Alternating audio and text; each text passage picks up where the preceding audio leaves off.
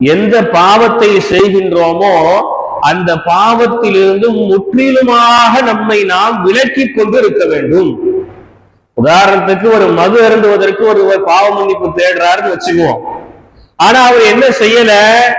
மது அருந்துவதை முழுமையாக விடல. நான் கொஞ்சம் கொஞ்சமாக விட்டுக் கொள்கின்றேன், இருந்த போதிலும் நான் தௌபா செய்யறேன்னு சொன்னா அது ஏற்றுக்கொள்ளப்படாது. ஒருத்தர் தொழுகையை விட்டதுக்காக தௌபா செய்யறாருன்னு வச்சுக்குவோம்.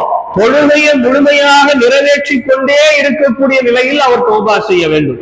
எந்த பாவத்திற்காக அல்லாஹ்விடத்திலே நாம் பாவ மன்னிப்பு தேடுகின்றோமோ அந்த பாவத்தை முழுமையாக விட்டும் நாம் நீங்கி இருக்க வேண்டும். இது முதல் நிபந்தனை. இந்த நிபந்தனை இல்லாம நான் கொஞ்சம் கொஞ்சமா விட்டுக்குவேன், நான் கொஞ்சம் அந்த பாவத்தை செஞ்சுக்குவேன், இருந்தாலும் அல்லாஹ்ட்ட தௌபா செஞ்சுக்குவேன், இது பிறவுன்ட்ட இருக்க பழக்கம். சிரவுன் இருக்கா இல்லையா, உலகத்துல பெரிய கொடிய அரசனாக வாழ்ந்தவன். உலகத்தில் என்னென்ன அநியாயங்களும் அட்டுழியங்களும் இருக்கிறதோ அவை அனைத்தையும் செய்த ஒரு சாம்ராஜ்யம், ஒரு சர்வாதிகாரியாக பிறவுன் வாழ்ந்தான். இந்த பிறவுன் என்ன தெரியுமா சொல்லி வாழ்ந்து கொண்டிருந்தான் உலகத்துல? ஆனா ரப்புக்குமுல் அலா, நான் கடவுளுக்கெல்லாம் கடவுள்னு சொல்லி தன்னை சொல்லிக்குவான். தன்னை கடவுள்னு சொல்ல மாட்டான். என்னன்னு சொல்லுவான்? கடவுளுக்கெல்லாம் கடவுள்னு சொல்லுவான். மக்களுக்கு டெய்லி காலையில் அப்படி சொல்லுவான். நைட் நேரத்துல போய் நைல் நதி இருக்கு பாருங்க, நைல் நதியில போய் நைட் நேரத்துல போய் அப்படி கழுத்து வரைக்கும் தண்ணி போற அளவுக்கு ஹைட்டுக்கு உள்ள இறங்கிடுவான். இறங்கிட்டு அல்லாஹ்ட்ட தௌபா செய்வான். யா அல்லாஹ், நீ தான் அல்லாஹ்ங்கிறது எனக்கு தெரியும், இருந்தாலும் நான் மக்கள் மத்தியில இப்படியே சொல்லி பெருமைப்பட்டே வாழ்ந்துட்டேன், என்னை மன்னிச்சுக்க, நான் நாளைக்கும் இப்படிதான் சொல்லுவேன். இதுக்கு பேரு தௌபாவா?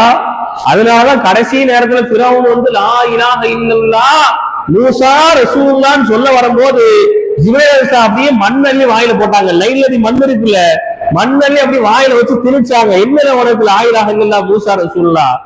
எப்ப பாரு எல்லா தப்பையும் செஞ்சுக்கிட்டு அல்லாஹ்ட்ட மன்னிப்பு கேட்டுக்கிட்டு திரும்பவும் செஞ்சுக்கிட்டே இருந்த, கடைசி நேரத்தில் உனக்கு களிமா வந்துருந்தோ வாயில, உனக்கு களிமா வராது. நம்ம சொல்லுவோம் வாயில மண்ணள்ளி போட்டு குத்துன்னு பேருக்கு சொல்லுவோம். ஆனா ஜிப்ரீல் உண்மையில குத்துனாங்க இல்லையா?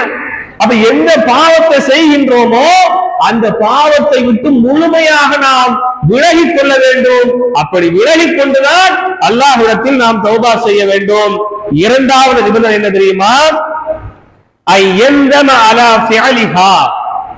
எந்த பாவத்தை செஞ்சோமோ அந்த பாவத்தை நினைச்சு வருத்தப்படுறது.